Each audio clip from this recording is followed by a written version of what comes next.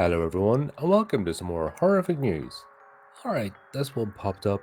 As you know, I've been looking into horror comics recently and trying to find places that are selling them. Seems to be a bit of a strange thing that they're not as readily available as they used to be. So let's take a look at this. IDW pivots to publishing horror comics with new imprint and licenses. IDW has decided to become more focused as a company on publishing horror comics in terms of what they dub their co-creator originals. IDW has decided to become more focused as a company on publishing horror comics in terms of what they dub their co-creator originals, titles to follow up on their history of success with the likes of 30 Days of Night, Lock and Key, Beneath the Trees, Where Nobody Sees, and more. Earlier this week, CEO and publisher of IDW, David Jonas, took an investment call while in the car as part of his duties of being a publicly traded independent comic book publisher. He announced a switch in publishing focus for the publisher and that IDW would be launching a new horror imprint soon and partnering with one of the largest licensors to be able to exploit their largest horror titles as comics, collections and graphic novels, and are some very noteworthy and popular horror titles, and having those as part of our imprint we expect will attract interest and then look to exploit their co-creator owned properties as a result of increased interest. And he says that this is one of the things he has focused on to go as far and wise as they can. You know, there's a Vertigo-sized gap in the market since DC Comics let that go, which Boomvault, Scout and others have attempted to fill, including IDW as well. Might this be a worthwhile endeavour on IDW's part? A lot from IDW is going to be announced, including a brand new look and refresh for IDW for its 26th year at New York Comic Con in October. Might this horror shift and imprint be part of that? Other notable horror titles from IDW include Sleeping Beauties, Dead Alive, Earthdivers, Road of the Dead, Silent Hill, The Lurkers, Road Rage, Alistair Arcane, and their earlier stab at reviving EC Comics. Is a phone call to Steve Niles in order?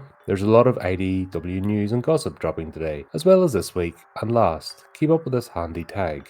And that is it. Oh my god, that was terribly written. That was horrible to read out. Talk about getting a portion of word soup and every sentence, flip's sake. Anyway, I know a few of these, obviously 30 Days of Night, absolute classic. Lock and Key, that's more young adult. Didn't they make a series that they did? They made a series of that as well. What else do we have there? Few in the bottom. Dead Alive, is that based in Jackson's movie? You did double check on that and have a look. Silent Hill, of course. Alistair Arcane, familiar with. Yeah, like I said, been looking for more horror comics. There has been just a massive gap in the market that vanished, and it's a shame. But yeah, maybe this will give us a few interesting things and start reviving the genre, because it looks like horror is going to be taking over everything. If you look at the movies, everything else, it's still horror. Horror's what everyone's talking about. The other stuff is falling by the wayside. So we might get lucky here and get a lot of new titles. We also might get a lot of guff as well, but I suppose that comes with the territory and we'll have to take our chances. But there you go. Let me know what you think. And until next time, keep up to date with the channel, do the type of clicky things,